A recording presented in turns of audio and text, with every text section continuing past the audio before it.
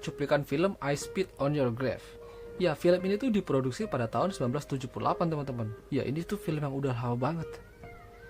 Di mana film ini tuh terinspirasi dari kisah nyata seorang Meir Zarki yang datang dari pengalaman saat dia sama teman-temannya itu nemuin cewek korban pemerkosaan yang keluar dari semak-semak gitu. Terus dia tuh nggak pakai baju, terus penuh luka. Terus yang paling mengejutkan tuh rahangnya si ceweknya itu tuh patah teman-teman. Wah, gila banget.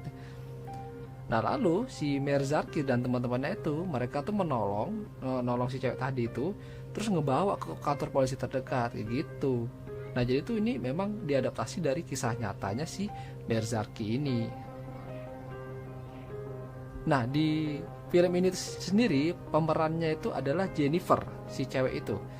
Nah si Jennifer ini adalah seorang penulis novel yang lagi mau nulis novel itu yang pertama gitu ya, di sebuah rumah. Dia tuh punya rumah di pinggir danau untuk ya buat cari inspirasi lah. Namanya penulis terus konten kreator itu kan pasti butuh inspirasi ya teman-teman.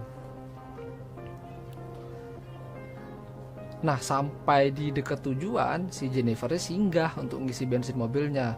Nah terus di situ dia tuh ketemu sama 3 orang pria di sana. Terus si Jennifer ini nanya sama si salah satu cowok tadi itu, bilang, seberapa jauh sih Park Hill Lane dari sini? It's about half mile. Nah sekitar setengah mil lah dari sini ya. Yang artinya itu udah deket dengan rumahnya si Jennifer itu. Nah sampai di rumah Jennifer ini udah kedatangan tamu nih.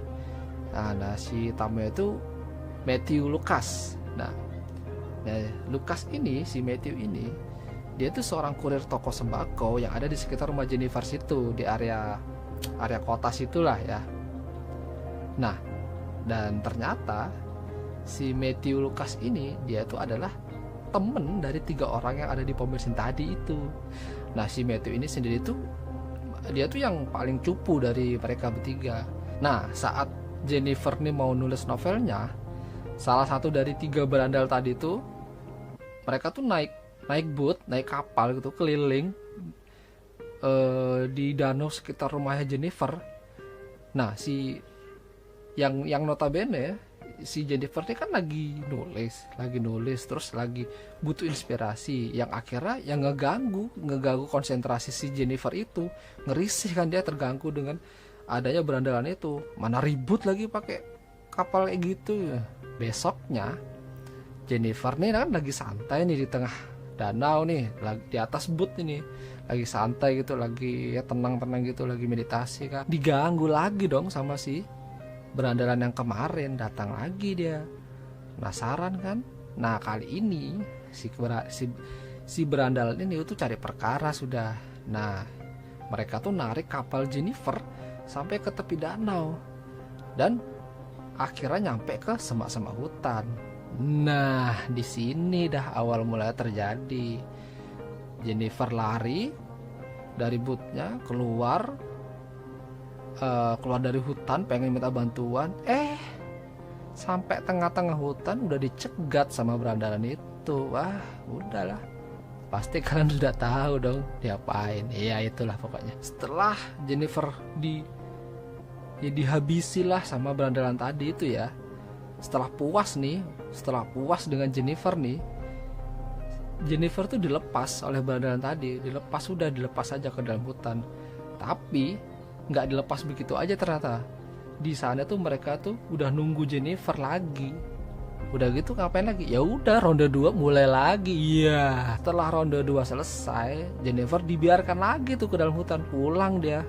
Akhirnya nyampe ke rumah. Nyampe di rumah, Jennifer nih mau minta bantuan lewat telepon. Mau nelpon temannya kali, atau mau nelpon polisi kali ya yang di sekitar situ gitu.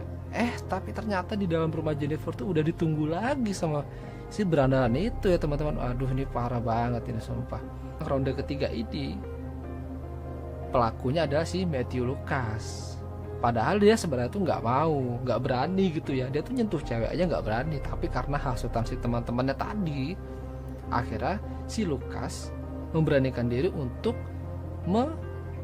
WW si Jennifer. Ya udahlah terjadi. Ya memang sih nggak sampai klimaks, tapi tetap aja itu kan membekas di hati si Jennifer kan, kalau dia tuh sudah dinodai ya teman-teman dengan oleh si Lukas tadi gitu kan, dengan badannya yang penuh luka, trauma, depresi, stres. Jennifer nih akhirnya bangkit lagi ya teman-teman. Akhirnya dia bangkit dari keterpurukan yang dia alami ini selama ini.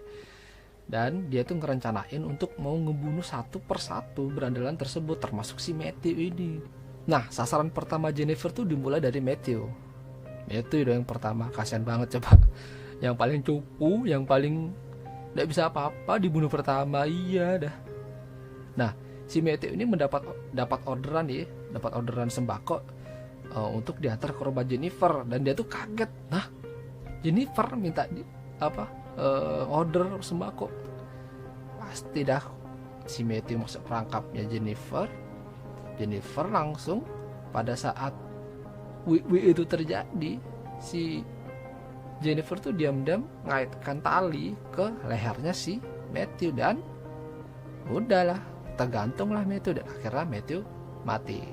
Di sini sasaran pertama selesai. Yang kedua sasarannya adalah Johnny. Nah, si Johnny ini itu adalah otak dari penyerangan si Jennifer ini. Nah, dia tuh ngajak si Jennifer tuh ngajak Johnny untuk ikut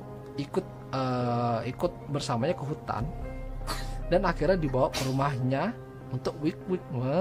Jak mandi sama Jennifer, dan ternyata di situ si Jennifer tuh diam-diam bawa pisau, dan ya si buung puyuhnya si Johnny ini udah dibelehnya. Akhirnya Johnny dikunci dalam kamar mandi, kehabisan darah, dan akhirnya mati dah teman-teman.